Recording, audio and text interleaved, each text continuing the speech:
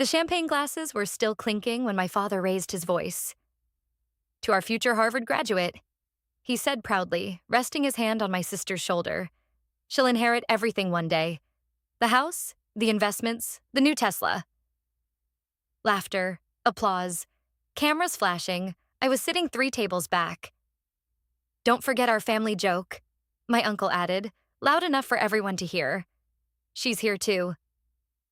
More laughter. I smiled. I've learned how to smile through it. The ballroom smelled like expensive flowers and polished wood. My sister's crimson graduation sash caught the light perfectly. I kept my hands folded neatly in my lap. Then a stranger walked in. He didn't look at anyone else. He walked straight to me, placed a thick envelope in my hand, and whispered, "Now's time to show them." I didn't open the envelope immediately. I just held it in my lap, feeling the weight of it against my palms. Around me, the celebration continued. My father was describing my sister's discipline. My mother was telling relatives how they always knew she was destined for greatness. No one asked how I was doing. They rarely did. Being the family joke didn't happen overnight. It was layered, subtle at first. When I was 10, I forgot my lines in a school play. My father laughed about it for years. When I switched majors in college, it became proof that I was indecisive. When I started my own small business instead of chasing a corporate title, it became a punchline. "She likes trying things," my mother would say lightly. Bless her heart. Have you ever been reduced to a personality trait just to make someone else shine brighter? My sister, on the other hand, was precision. Straight A's, debate captain, full ride to Harvard, the golden child. I wasn't jealous. At least that's what I told myself. I built quietly. I worked steadily. I invested every extra dollar instead of buying status symbols. I learned about markets, private equity, and long-term strategy while my family debated luxury brands and school rankings. But in that ballroom, none of that mattered. Because narratives are powerful, and I had been cast as comic relief. My father finally gestured toward me. "And of course," he said, smiling tightly, "we're proud of all our children. Some just find their path differently." The room chuckled softly. Differently. A polite word for less. I felt the envelope pressing against my thigh. The stranger who handed it to me had already left. No one else seemed to notice him. My hands were steady when I finally slid a finger beneath the seal. Inside was a single sheet of heavy paper and a check. $43 million. My name printed cleanly across the top. For a moment, the sound in the ballroom faded. Not because of the amount, but because of the sender. It was from a private investment firm. The same firm I had quietly partnered with 2 years earlier when I sold my startup. The same deal my family dismissed as another one of her experiments. Have you ever built something so quietly that even the people closest to you never noticed?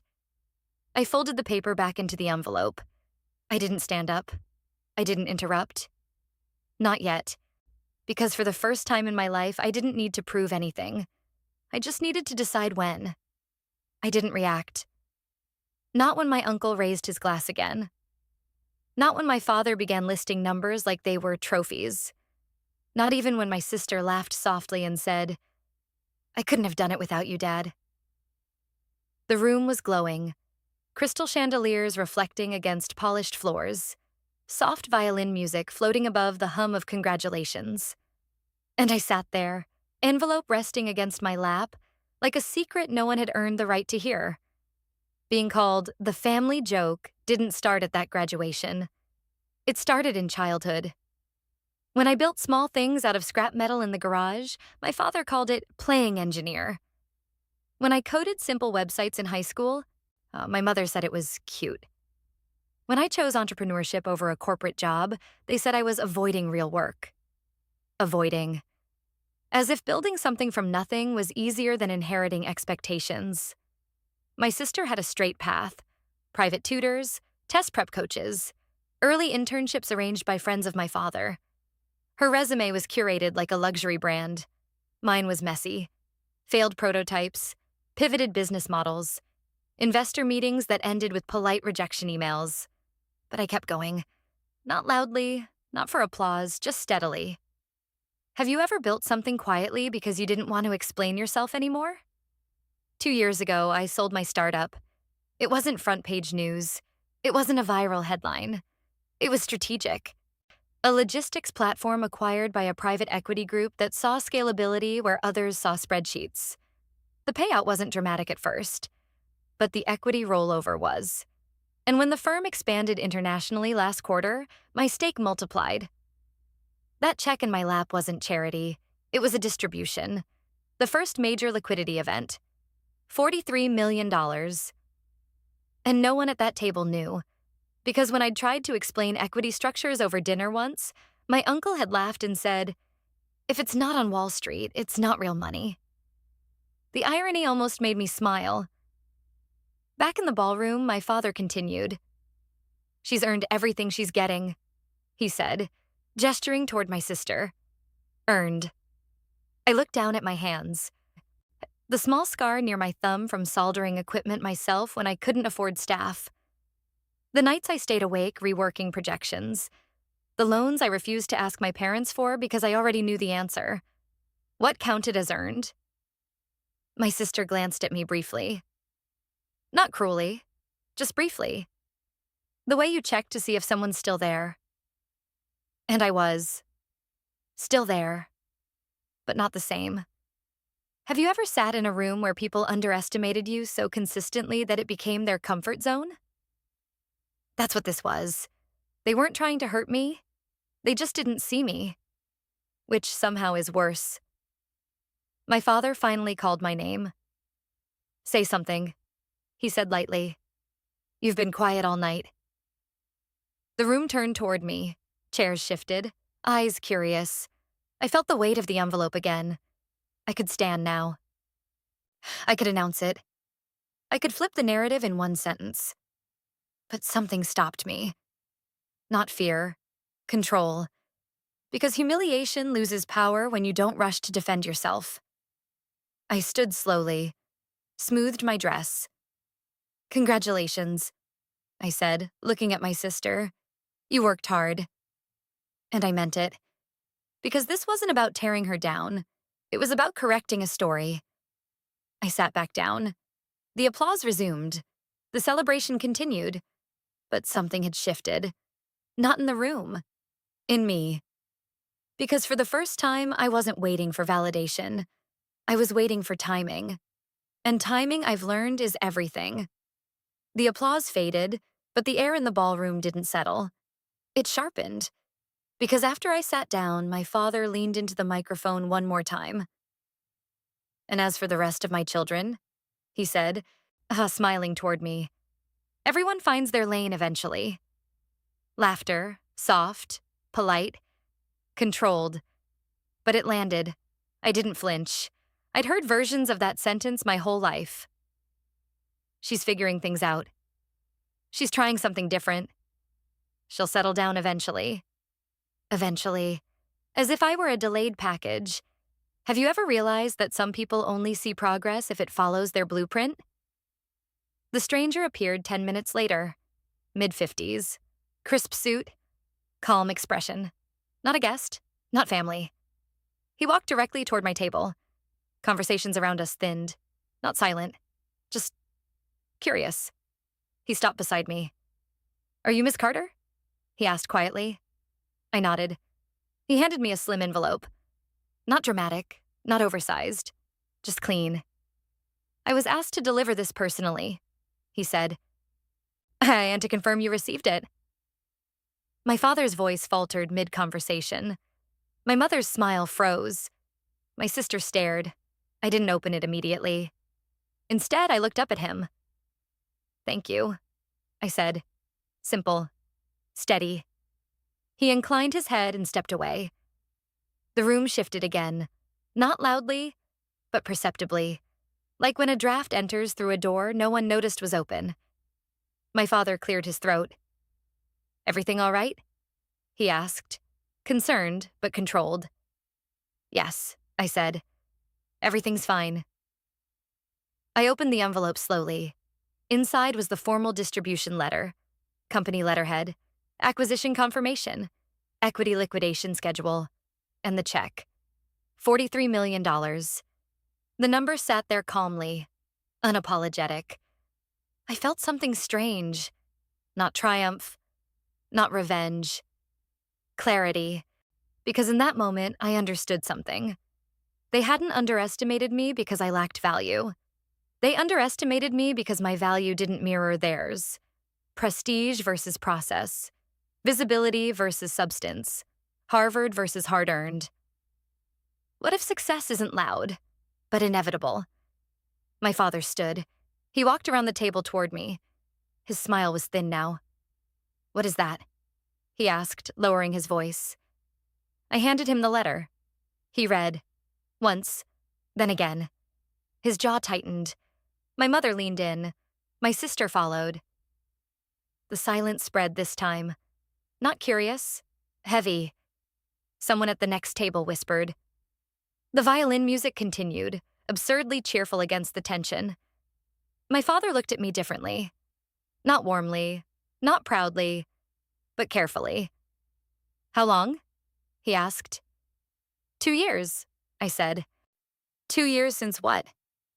Since the sale. And you didn't tell us? I held his gaze. You weren't interested in spreadsheets. A few people nearby heard that. Not enough to cause a scene, but enough. Have you ever noticed how quickly respect appears when numbers get big enough? My uncle approached. What's going on? My father handed him the letter. His expression changed almost instantly, from skepticism to calculation. 43? He said quietly. Yes. He looked at me now like I was suddenly visible. My sister blinked. Not angry, just stunned. You never said, she whispered. You never asked, I replied. And that was the moment the pattern became undeniable. I had never been the joke. I had been the unknown variable. And unknown things make people uncomfortable, but numbers make them quiet. The stranger who delivered the envelope had disappeared.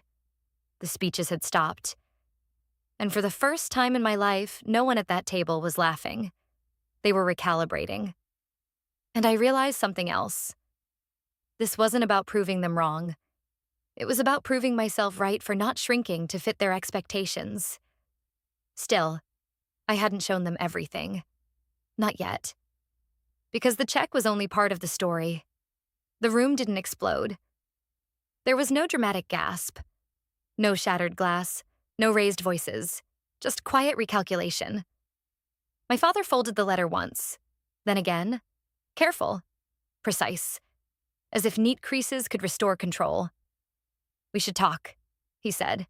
Not here. Not in front of everyone. That was the subtext. I nodded. We can.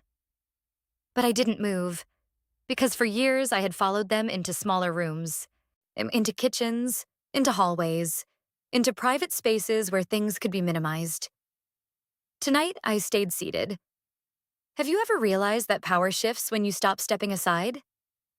My uncle cleared his throat. Well, this is impressive, he said, forcing a smile.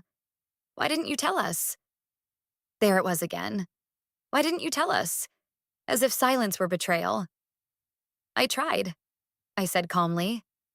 You weren't interested. No accusation in my tone, just fact. My sister's friends were pretending not to listen, but every eye near us had tilted in our direction. The celebration had paused without anyone officially announcing it. My mother finally spoke. We always supported you, she said. Supported. The word almost made me laugh.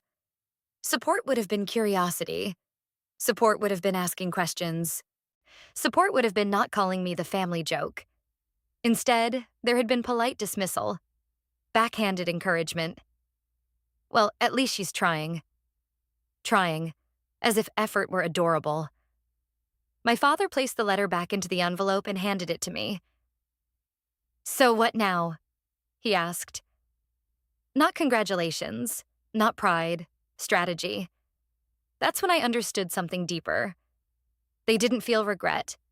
They felt displacement, because the story they had built about our family hierarchy had just cracked. My sister stood slowly. "I didn't know," she said quietly, and I believed her. This wasn't her war. She had simply thrived inside the narrative given to her. Have you ever been rewarded for fitting a mold you didn't create? She had, and I had refused to fit.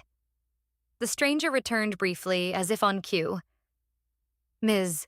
Carter," he said softly. "The board requested confirmation that you'll attend next quarter's expansion meeting." My father blinked. "Board?" he repeated. "Yes," I replied. The stranger nodded respectfully. "We'll arrange transport." Transport. In a ballroom where my father had just announced a Tesla as proof of success. The contrast was quiet, but sharp. The stranger left again. This time, no one pretended not to notice. My uncle leaned closer. "Are you still living in the city?" he asked. "Yes. We should reconnect." Reconnect. Because now I was useful. The pattern wasn't subtle anymore. Respect had arrived, but not organically. It was transactional. And that realization cooled something inside me. For years, I had imagined this moment, thought it would feel like redemption. Instead, it felt like distance, emotional distance. Because when people only adjust their tone after discovering your net worth, it tells you everything. My father straightened his jacket. "Well," he said loudly enough for the nearby tables to hear. "Clearly, all my children are successful in their own ways." Revision. Public revision. Have you ever watched someone rewrite history in real time? I had, and it was almost impressive. But I didn't correct him. Not yet. Because I wasn't interested in applause. I was interested in clarity, and clarity doesn't require noise. I stood slowly, picked up my clutch, slid the envelope inside. "I'm going to head out," I said. "So early?" my mother asked. "Yes. But the celebration is for her," I said, nodding toward my sister. "And she deserves it." That part was still true. I hugged my sister gently, and she whispered, "I'm proud of you." 3 words I had waited years to hear, and they came from her, not from the people who called me a joke. I stepped away from the table, felt the weight of eyes following me, not mocking this time, measuring. Outside, the air was cooler, quieter. The sound of the ballroom dulled behind the heavy doors. I stood on the sidewalk for a moment, breathing. Because tonight hadn't been about proving anything. It had been about seeing clearly. And what I saw was this. They respected the number, but they never truly saw the work. And that meant something important. The story wasn't finished. Not even close. I didn't go home. Not immediately. Instead, I sat in my car for a few minutes with the engine off, watching the ballroom lights glow against the night sky. My phone buzzed. Once. Then again. Family group chat. "Uncle, we need to discuss long-term planning." Father, "Call me when you can." Mother, "Proud of you, sweetheart." Sweetheart, a word I hadn't heard in years. Have you ever noticed how language softens when money enters the room? I placed the phone face down on the passenger seat. Silence felt better. 10 minutes later, my father called directly. I answered. "Where are you?" he asked. "Driving." We didn't finish talking. There wasn't much to say. A pause. "You've been holding back," he said. "No," I replied calmly. "I've been building." Another pause. "You could have let us help." I almost smiled. "Help with what?" I asked gently. "With connections, with advice." "I asked for advice once," I reminded him. "You said it wasn't a real industry." He exhaled slowly. That was different. Different. The word hung between us. "No," I said quietly. "It wasn't." There it was. The clear boundary crossing. Not tonight's speech, not the laughter, but the revision. The attempt to step into my success as if they had always been part of it. That's what I couldn't excuse. Because failure had been mine alone. So was growth. Have you ever watched someone try to attach themselves to a result they once dismissed? It doesn't feel like reconciliation. It feels like acquisition. My father shifted tone. Well, he said carefully, we should consider how this affects estate planning. Estate planning. I laughed softly. I'm not part of your estate, I said. You're my daughter. Yes? Silence again. I don't need anything from you, I continued. And I don't owe anything either. His voice sharpened slightly. No one said you owe us. The implication had always been there. Obedience, conformity, alignment. Tonight I felt something settle inside me. Not anger, finality. You were proud of her publicly, I said. That's good. Keep that energy. And you? He asked. I'm not competing. He didn't respond immediately, because competition had always been the structure. 2 daughters, 1 spotlight.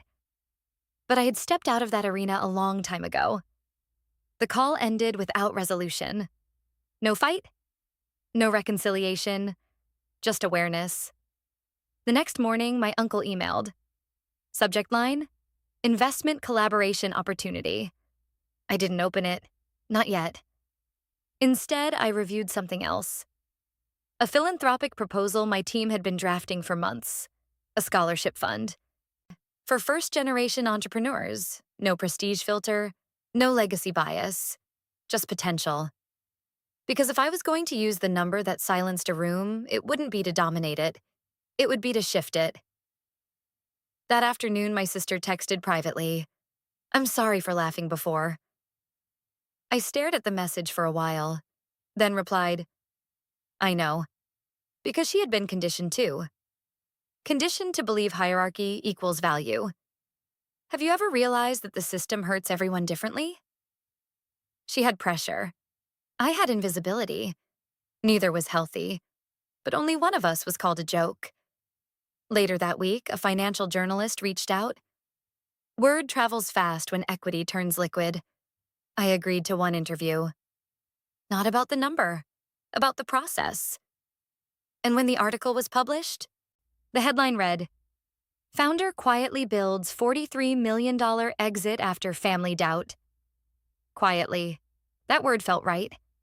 My father forwarded the article to extended relatives. Caption, always knew she'd do well. I didn't correct him. Correction wasn't necessary anymore. Because the truth didn't need their approval. And that was the real shift.